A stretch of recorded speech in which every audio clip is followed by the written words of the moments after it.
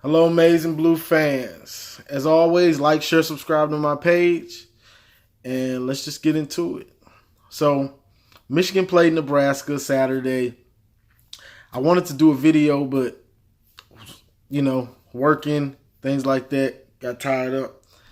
Now, I know a lot of people are like, I thought you said Nebraska might upset us and all that type of stuff, but hey, this is when I like to be wrong as a Michigan fan. We won 56-10. It was a blowout from the kickoff, but the person I was worried about was Adrian Martinez, and he wasn't 100%. Even if he was, Michigan came to play. Now, that's probably the best we've seen Michigan play since 2016 against Rutgers, when they blew them out like 70 something to nothing, or 70 something to like 7 or something. That's probably the best performance since then. And that 2016 was loaded with NFL players, and it was just loaded. That team was like a play away from the playoffs. But this just showed, from what I saw in that game, this showed that Michigan was, I think they were ready for the Big Ten play. I think everybody was kind of ready for Big Ten play. And they came out and they showed it. They played like a really complete game. You had Higdon running for 100 and some yards, like 130. TD.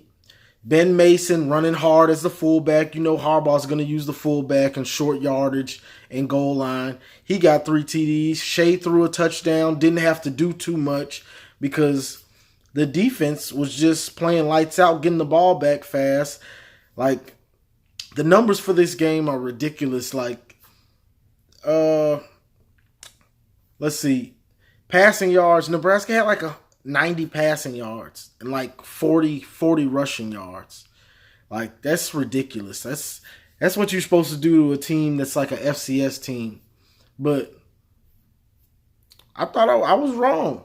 I honestly was worried about this game from the quarterback perspective, but the way Michigan came out and did them, they did them bad in every phase of the game. And then you had guys like Josh Metellus and Chase Winovich saying after the first series, Nebraska's players they could tell they didn't want to play anymore. They didn't want anything to do with Michigan. And that's just a good sign for the season. There's not really much to say. Michigan came out, kicked butt. And like I said with the leaders, you had your leaders stepping up. Stepping up, doing the thing. Metellus getting a pick, continuing to play well. You had Rashawn Gary get a sack.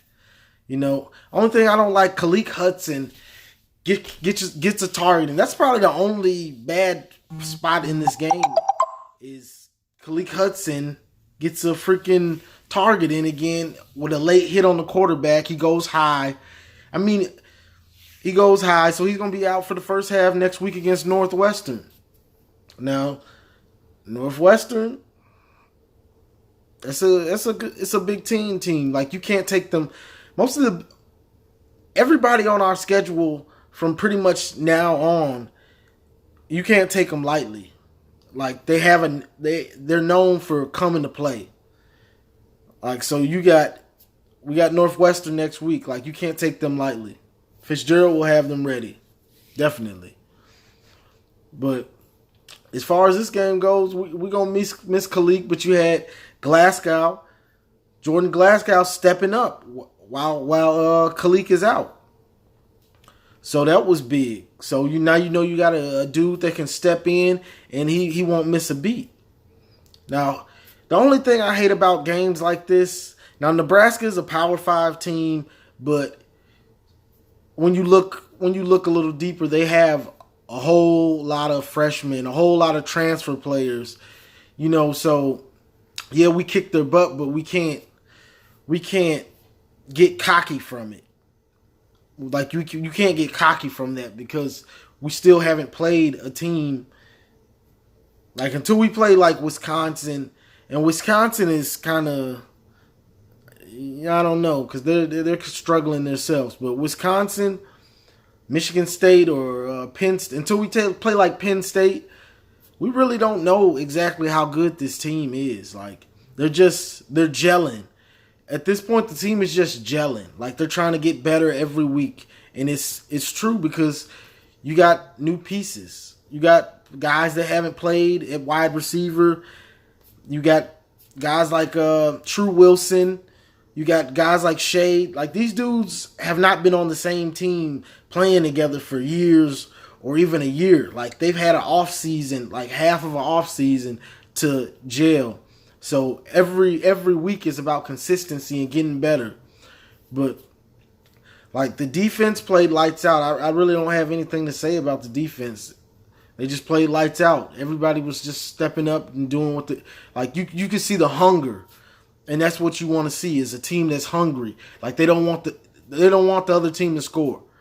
They don't have any doubt in their mind at all. They're just flying around. They know their assignments, and they're just getting it done. That's beautiful defense, where it's moving as one. It almost seems like it's one call, if that makes sense. But the offense, now this is the only thing in the offense, we've been saying this all year, so Shea didn't have to throw. I mean, Shea, what did he throw? 12 times or something like that for like 130 yards or something, a TD. He didn't have to do much, but he was on point with when he needed to do something. When he needed to make throws and everything. Like, he was on point. But it still leaves the question out, when Shea has to win one of these games, will Harbaugh let him? Will we be able to execute in those situations? That's the only question mark, because it's game 4. What was that, game 4? And I don't think Shea's thrown over 25 times. And so it's going to come a time when he has to do it, and let's just hope that Harbaugh lets him, and the offensive line will hold up enough for him to do that. But I can't complain about the way we kicked their butt and him not throwing it down the field like that, because he didn't have to. The game was 39-0 at halftime, so it's like, I mean, what are you supposed to do with that? But Dylan McCaffrey got a touchdown. Ronnie Bell got one. I want to see Bell play with the starters. I want to see him get time. Like, wide receivers, if a dude can make plays, put him out there. Like, as far as wide receivers, and just like with True Wilson with running back, if a dude can make plays and make people miss, put him out there. See what he can do. Because Bell looked good on that play. And they say he does that in practice all the time. So put him out there.